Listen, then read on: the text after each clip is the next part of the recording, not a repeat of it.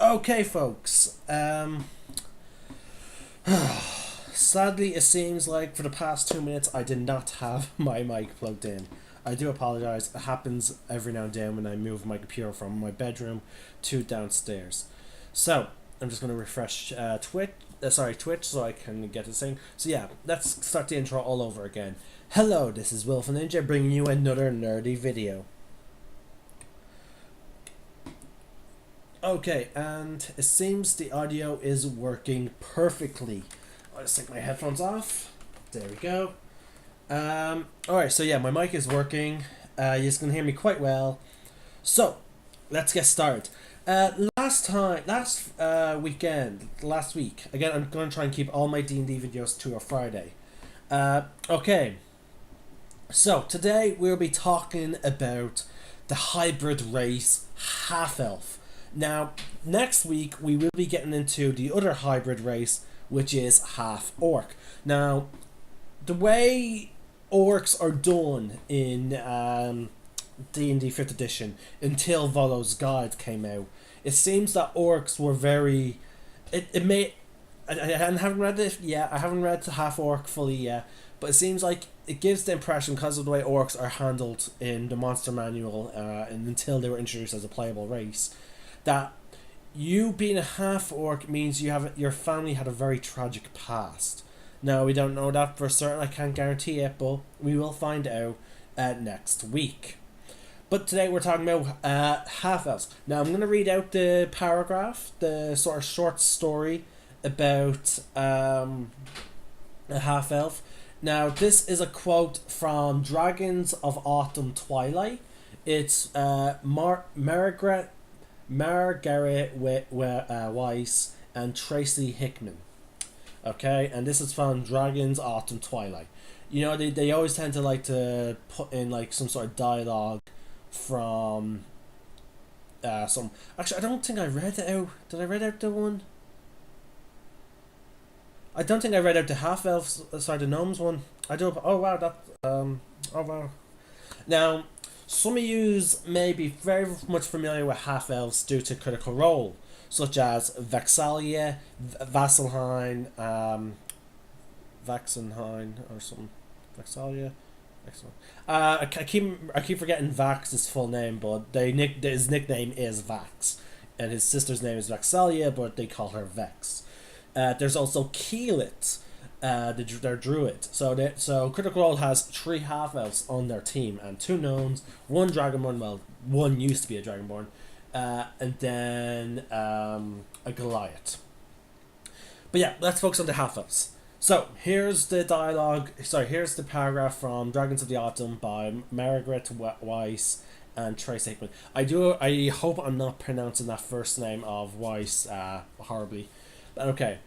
Flint squinted into the setting sun. He thought he saw a figure of a man striding up a path. Standing, Flint drew back into the shadows of a tall pine, to see better.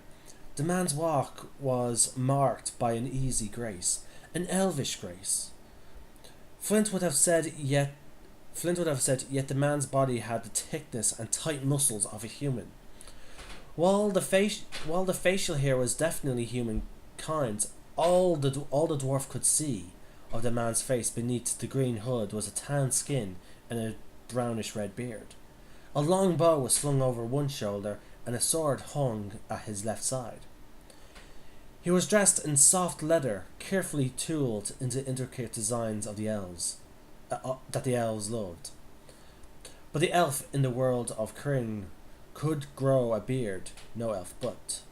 Tanis? Said Flint hesitantly as the man neared the saying. The newcomer's bearded face split into a wide grin. He held open his arms, and before the dwarf could stop him, engulfed Flint in a hug that lifted him off the ground. The dwarf clasped his old friend close for a brief instant. Then, remembering his dignity, squirmed and freed himself from the half-elf's embrace. Okay, so that gives you a general concept of what half-elves go through. Depending on what you spend more time with, you could mistake them for one or the other. For example, in the section where it talked about the two worlds, and the bit before that, it talks about how elves look at half elves. They see human. They can finally pinpoint the parts of them that look human, and that's all they see. Whereas then humans look at half elves and all they can see is the elven grace. So, and then for dwarves and other races, I imagine it's what time they spend more time with. Like if a dwarf spends more time with a human than an elf, and depending on how the half elf kept his grooming and all that, you could mistake a half elf for you might mistake a half elf for a human. Or vice versa. If he spend more time with elves, he may think, oh, that's a. Sorry, if he spend more time with humans, he may be like, oh, that's an elf. So yeah, they're quite different. In fact, people like to say that half elves have the best qualities of both. They have the long life and grace, and the love of freedom and all things beautiful of an elf, but they also have the ingenuity and the adventure love of humans. So, now they are of two worlds. To humans, half elves look like elves, and again, this is where it goes to that. And to elves, they look human. In height, they're on par with both their parents, though they're neither as slender as elves nor as broad as humans. They range from under 5 feet to about 6 feet tall and range from 100 to 180 pounds. With men only slightly taller and heavier than women, half elf men do have facial hair and sometimes grow beards to mask their elven ancestry. Half elven coloration and features lie somewhere in between their human elf parents and does show a variety even more pronounced than that among the elf eater race. They tend to have eyes of their elven parents.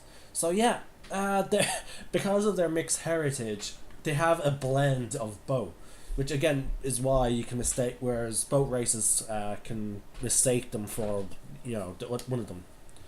So yeah, half elves are quite different. There's those subtle differences. Like for example, in that paragraph, the half elf moved with the grace of an elf, but he wasn't as thin or slender as an elf. So that's what. And then there was that beard, so the guy wasn't that sure. So, due to their fact, half elves have no lands of their own, though they are welcome in human seas and somewhat less welcome in elven forest. In large cities and regions where elves and humans interact often, half elves are sometimes numerous enough to form small communities of their own. They enjoy company of other half elves and only people who truly understand what it is to live in these two worlds. In the most parts of the world, though, half elves are uncommon enough that one might live for years without meeting another. Some half elves prefer to avoid company altogether, wandering the wilds as trappers, foresters, hunters, or adventurers, and visiting civilizations only rarely. Like elves, they are driven by a wanderlust that comes from their longevity.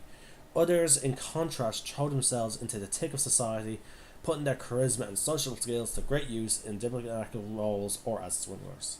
So yeah, they don't have. Again, this is why they're uncommon, because it's very rare for an elf who can live about according to the book, 750.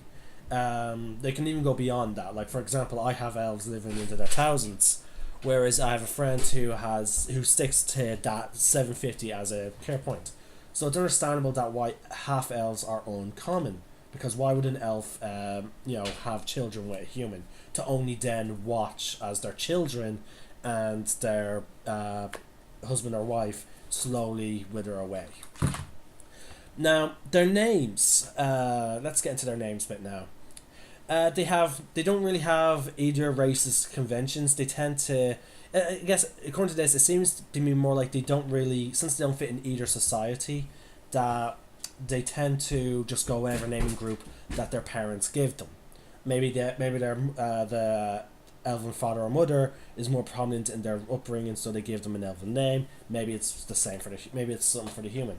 And that is it. We do have a sidebar, excellent ambassadors. So let's read this now, and I'll go into my thoughts about it. Many half elves learn at an early age to get along with everyone. diffusing hostility and finding common ground. As a race, they have the elven grace without elven aloofness, and human energy without human boorishness.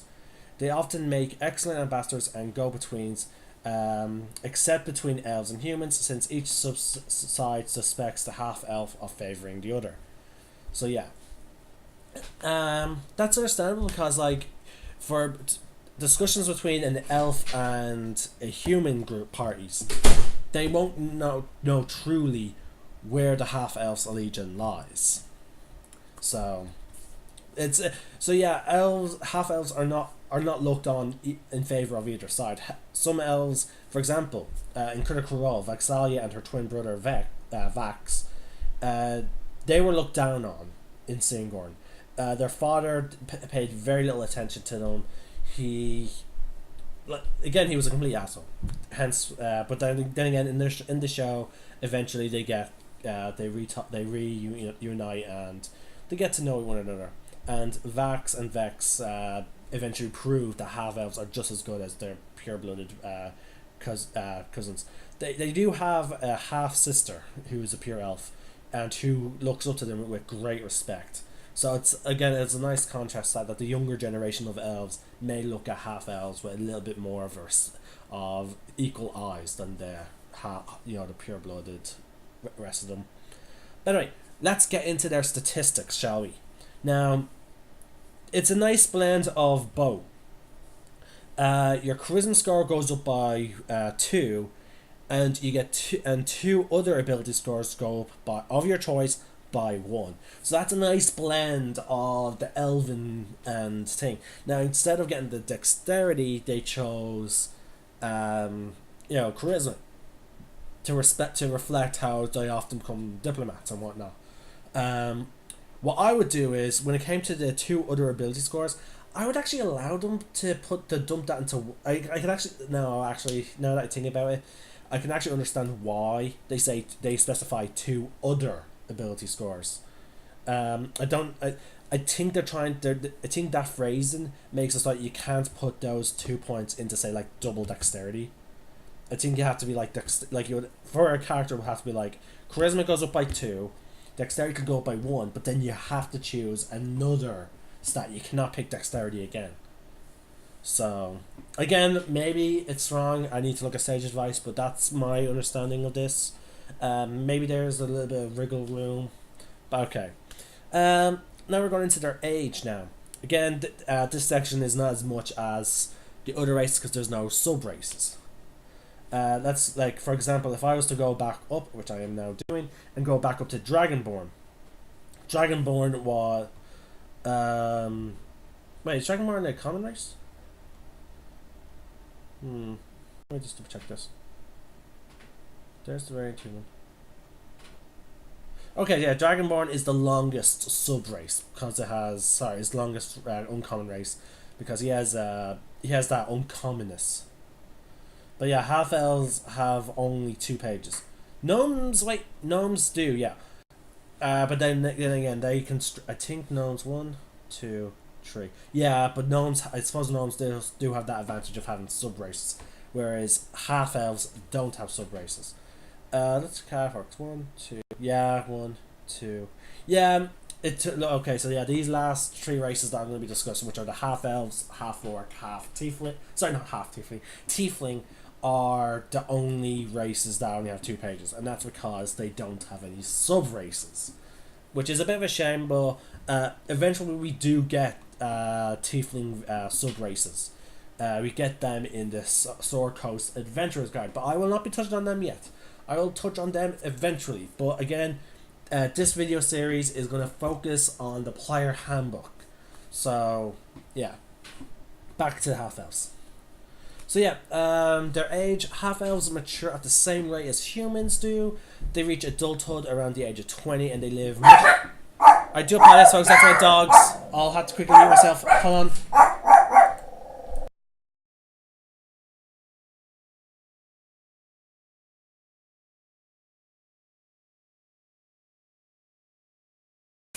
I do apologize about that, folks.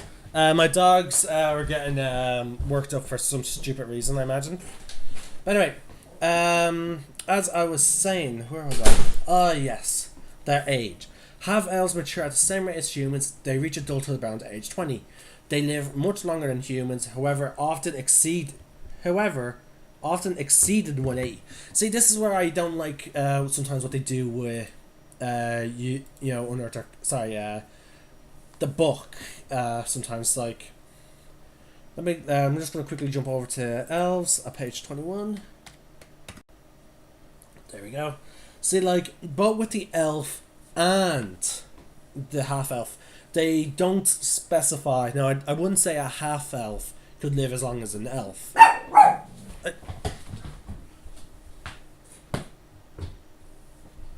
But it is that wiggle room that allows me to. Hold on, folks. One of my dogs keeps.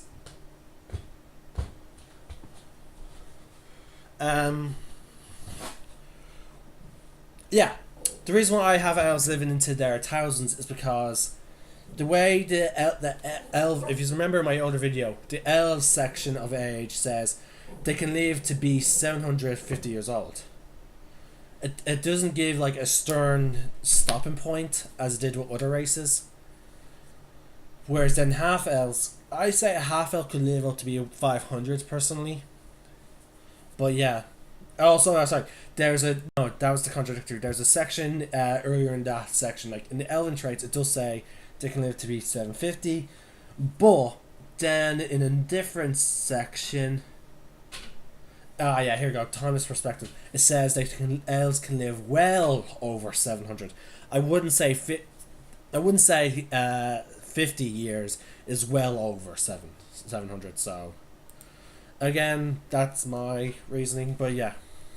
Whereas then half elves, it says they can often exceed 180.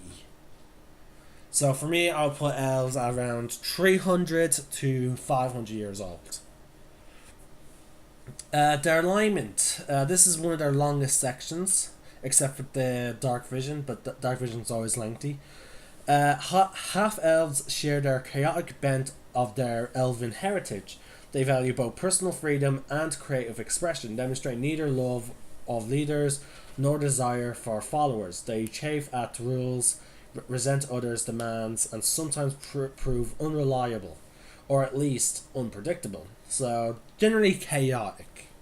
But again, that's a recommendation, that is not a hard fact. So, again, I've had this discussion with a friend who, when we were playing Tiefling, when I was playing Tiefling, he kept saying, oh no, you're always chaotic. You have to be always chaotic, or you're evil because you're a tiefling. So yeah, the alignment recommendation is not concrete. Play whatever alignment you well want. Hold on, folks. My sister's running back into the house. So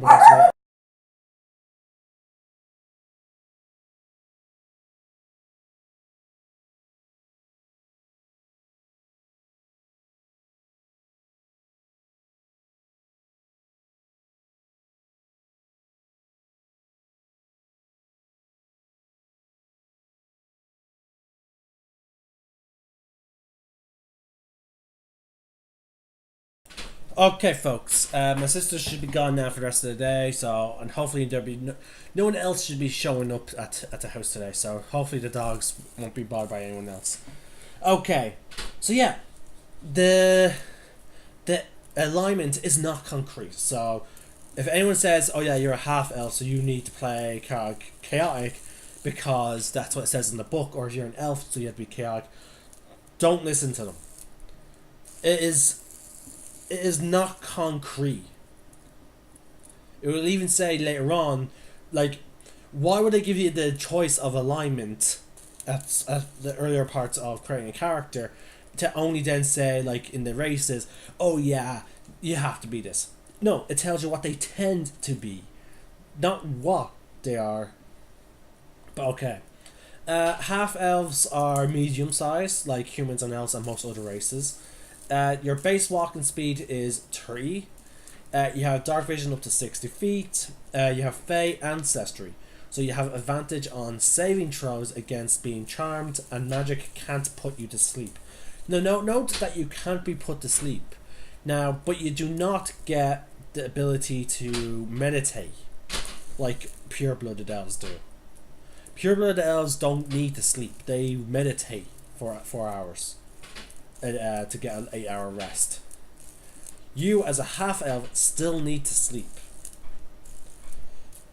You have skill versatility. You gain proficiency in 2 skills of your choice. Sort of handy. Languages. You can speak, read, and write Common, Elvish, and 1 extra language of your choice. So yeah, if I have a friend who wants to speak as many languages as he could, starting out straight away. So he made a build of a character who can speak so many languages, and half-elf was part of that build. Now, so yeah, elves have a bit of both worlds. They have the skills section, like, I personally would rather, if I had to play close to human, I'd rather play one of the half races. If I was told, yeah, okay, okay, you can't be a tiefling, you can't be a dragonborn, you can't be a lizard folk, and you can't be an elf. The closest I know would be is half elf. Like, I'm just not a fan of playing humans because I'm a human in real life, and I'd rather play something different. So yeah, and that is my opinion when it comes to playing creatures. Like, if I had to go if I had to play as close to humans as I possibly had to be, I'd either go half orc or half elf. And technically, tiefling is half human. But okay. But yeah, folks, that is it. This video is a bit longer just due to the fact that I had to repeatedly mute myself. I had those 2 minutes where I was not where I was recording. I know that this video is not as long as my other videos, and that's because the uncommon races, they don't get that much attention. They don't have lots of different sub-races. Now, my longest videos are definitely going to be the classes, especially Wizard. Because whereas each class had like 1 or 2 or maybe 3 archetypes, Wizard has 1 for every type of magic. So yeah, Wizard is going to be by far my longest video, I believe. So yeah, we're almost at the end of the races though. We only have 2 more races to go. Half Orc will be next week, and then for last we'll be doing my favourite race, which I think will be fun on Halloween. Let me actually just double check. Like, let's see, what date is it today? Half Orc will be happening on the 27th. Alright folks, I'll break my rule, and on Halloween I will do my video talking about tieflings. So yeah, which is pretty good because, like, it's Halloween, and tieflings, there's 2 thoughts on tieflings. There's the thoughts that tieflings are their ancestors were once human, and through dark magic they were turned into what they are. And then in one train of thought, which is more prevalent, is that tieflings are the combination of human with demon. Who's to say which is true? It depends on the DM. So yeah, with that in mind, it's going to be exciting, and I'm looking forward to seeing what possibilities arise. So yeah, today I'll be doing, I'm going to have a quick break. I'll be back with a Shadow of War video until I go on to the Lunar God Adventurers. So yeah, we had a great session last week. Sorry guys, it's windy and I have blinds. So, but yeah, hopefully this week will be as exciting as last week. If you didn't watch it, you can find the videos in the playlist on YouTube. This video will be going on to YouTube as soon as I possibly can. I should be clicking upload as soon as I name it. I'm also going to change the name of my Twitch broadcast to Back to Current because it's just annoying that, like, it changes when I'm going to be setting it Back to Current anyway. So yeah, folks, maybe I should start taking that extra time to label my broadcasts, but like, as I start broadcasting. But I don't know, it just seems like a lot of work, but maybe I should start doing that. But anyway, this is Wilf the Ninja signing out. May the Force be with you, and remember, roll for initiative.